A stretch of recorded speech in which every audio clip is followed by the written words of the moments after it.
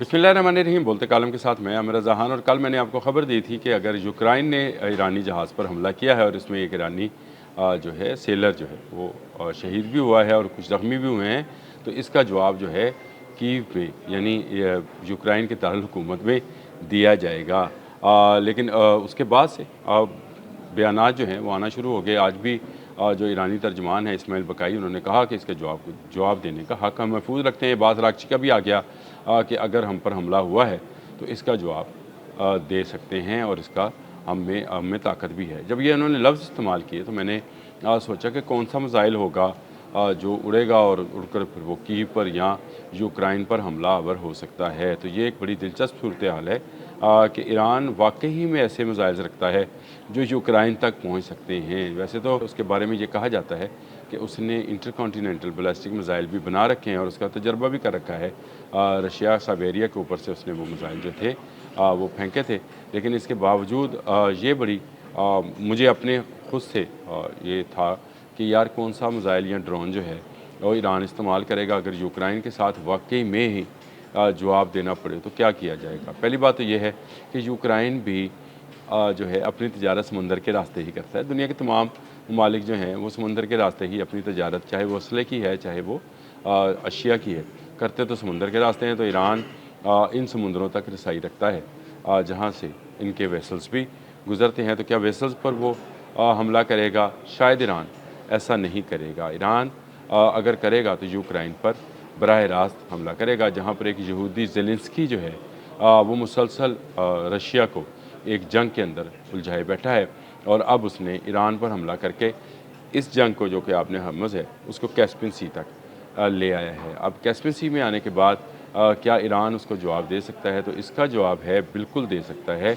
अपने ही इलाके से मिसाइल चलाकर वो कीव तक जो है और जनूबी जो यूक्रेन है वहाँ तक तबाही और बर्बादी फैला सकता है। जी हाँ, उसका हमशेर 4 जिसको खैबर शिकन भी कहते हैं वो इस काबिल है कि वो 3 साढ़े 3 हज़ार किलोमीटर का फासला 1500 केजी वॉरहेड के साथ तय कर सके और इतनी तेज़ी के साथ सॉलिड फ्यूल के साथ चलने वाला ये मिसाइल जो है इतनी तेज़ी के साथ हमलावर होगा कि फिर शायद उसके पास उसका कोई जवाब नहीं होगा, क्योंकि इसका जवाब तो इज़राइल और अमेरिका के पास भी नहीं है।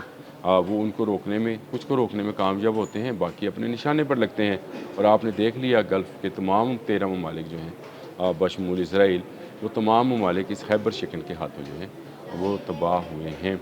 अब इस हरमशेर 4 को जिसकी कैपेसिटी पहले 2 से 3 हज़ार किलोमीटर थी, उसको बढ़ाकर 4 हज़ार किलोमीटर किया गया ताकि यूरोप तक जो है इसकी मार को किया जाए। अब जो है अगर ईरान अपने जनूब से इस मिसाइल को फायर करता है हरमशेर 4 को, तो ये कीव तक जाएगा और जनूबी यूक्रेन में तमाम अहदाफ को निशाना बना सकता है।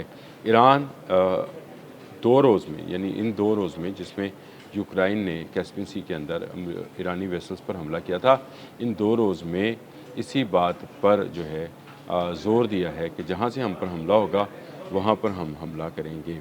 रूस भी शायद यही चाहेगा, क्योंकि कीव से ज़ेलेंस्की यहूदी ने जो बयानात जारी किए हैं उनमें से एक बयान ये भी है कि रशिया मदद कर रहा है ईरान की सैटेलाइट के ज़रिए टारगेटिंग करने की और उसी की वजह से अमेरिका को नुकसान हुआ। यानी वो अमेरिका की हमदर्दी लेने के लिए रूस को भी इन्वॉल्व कर रहा है। फिर उसने कहा जिन वेसल्स पर उसने हमला किया उसमें रशियन असला जो था, यानी रशियन बारूद या जो भी उसमें मटीरियल था, चाहे वो मिसाइल्स थे या मिसाइल बनाने का सामान था, वो सारे का सारा वही था।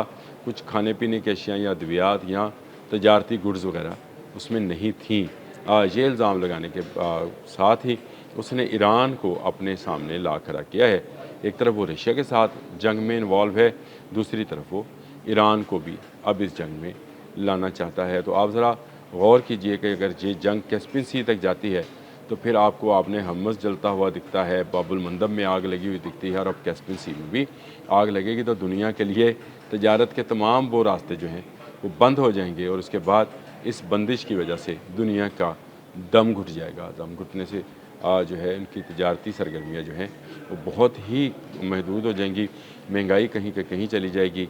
ऑयल जो है वो मेरा ख़्याल है कान में डालने के लिए भी नहीं मिलेगा, गाड़ी में डालने वाला तो ऑयल जो है वो तो आप भूल जाएँ।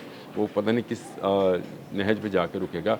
लेकिन इस 2 रोज़ा जंग बंदी में तो खैर वो रुक गया है, वो जो ऊपर जा रहा था रुक गया, लेकिन जब से ही एक गोली चलेगी ये दोबारा से शूट अप कर जाएगा। ये इस तरह से धोखा देते रहे हैं। उस 40 रोज़ा जंग में भी 1 दिन रोकी, 2 दिन रोकी और उसके बाद दोबारा से जंग को शुरू कर दिया। लेकिन अब के अगर कैस्पियन सी में भी शुरू होती है, रशिया को इसका बड़ा नुकसान है। रशिया, चीन और ईरान जो है इसी समुद्री रास्ते के ज़रिए तजारत के साथ बंधे हुए थे।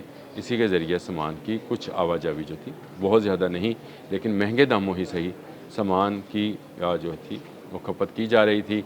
लेकिन अब अगर ये भी रास्ता रुक गया तो आप समझ सकते हैं कि फिर जो रशियन जान अंगेज़ी है उसमें कितना इजाफा होगा। ईरानी जो हैं वो किस कदर दीवार के साथ लगेंगे और हमला करने की पोजीशन बनाएंगे, ये देखने वाली बात है। चीन के लिए तजारती तौर पर क्या ख़राबियाँ जो हैं इस खत्े में पैदा हो रही हैं, तो क्या नॉर्दर्न चाइनीज़ सी के अंदर वो कुछ ऐसी हरकत करेगा कि जापान, कोरिया और वो जो अमेरिकी अलाए हैं उनका सामान भी और रसद भी रुक जाए। पूरी दुनिया की तजारत रुकने का कोई सिलसिला तो नहीं बन रहा, कोई बड़ी जंग होने का सिलसिला तो नहीं बन रहा। ये देखने की चीज़ है कि यहाँ पर प्यूटन क्या हिकमत अमली अदा करते हैं, क्योंकि उनकी एक बड़ी ऑयल रिफाइनरी जो है वो यूक्रेन तबाह कर चुका है और वो रिफाइन ऑयल भारत से लेने पर मजबूर है। ये याद रखें, रशिया से और ईरान से तेल लेता था भारत, अब भारत से रशिया जो है वो तेल लेने पर रिफाइन तेल यानी उसकी रिफाइनरी को नुकसान पहुँचा, उसके पास अपना बहुत तेल है, तो रिफाइन ऑयल जो है वो भारत से लेने पर, अपना ही तेल वापस लेने पर मजबूर है। तो ये मजबूरी उसको क्या एक बड़ी एटमी जंग की तरफ तो नहीं ले जाएगी। एक तरफ अमेरिका जो है वो ईरान पर आज के दिन तक कब्ज़ा नहीं कर सका। वो जो ख्वाब लेकर आया था ईरान पर तो नहीं चले, आपने हरमज़ पर कब्ज़े का ख्वाब लेकर आया था, वो उसको मुकम्मल नहीं कर सका। उसकी फ्रस्ट्रेशन जो है वो बढ़ रही है, आहिस्ता आहिस्ता ये फ्रस्ट्रेशन उसको बड़ी जंग की तरफ ना ले जाए। दूसरी तरफ रशिया की फ्रस्ट्रेशन बढ़ रही है, यूक्रेन हर आने वाले दिन के साथ उसकी तजारती गुज़रगाहों को नुकसान पहुँचा रहा है। अगर ये फ्रस्ट्रेशन मज़ीद बढ़ी तो क्या रशिया कोई एटमी हरकत तो नहीं करेगा, यानी एटमी मवाद इस्तेमाल तो नहीं करेगा। ये एक बड़ी एटमी जंग की तरफ जाती दुनिया नज़र आती है। ईरान जो है इसमें सेंटर पॉइंट बना हुआ है। एक तरफ अमेरिका उस पर हमलावर था, अब यूक्रेन ने भी उसको छेड़ दिया है।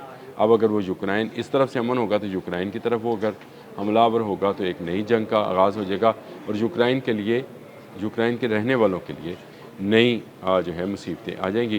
तो शायद ये यहूदी नज़ाद ज़ेलेंस्की जो है यही चाहता है कि ये जंग जो है ये फैले। यही जो है इज़राइल का भी मुतमईन नज़र है। इज़राइल का जो है नेतन्याहू वो भी जंग को फैलाना चाहता है, ग्रेटर इसराइल बनाना चाहता है। और दूसरी तरफ ज़ेलेंस्की जो कि यहूदी नस्ल है वो भी यही चाहता है कि ये जंग जो कि रशिया और यूक्रेन की थी इसमें यूरोप भी इन्वॉल्व हो और अब ईरान को भी, यानी इस रास्ते से मिडल ईस्ट के ममालिक को भी वो शामिल करना चाहता है। बड़ी जंग से पनाह मांगनी चाहिए, हम भी पनाह मांगते हैं, लेकिन आने वाले हालात जो हैं कुछ ज़्यादा बेहतर नज़र नहीं आते हैं। अब तक के लिए इतना ही। अल्लाह हाफ़िज़।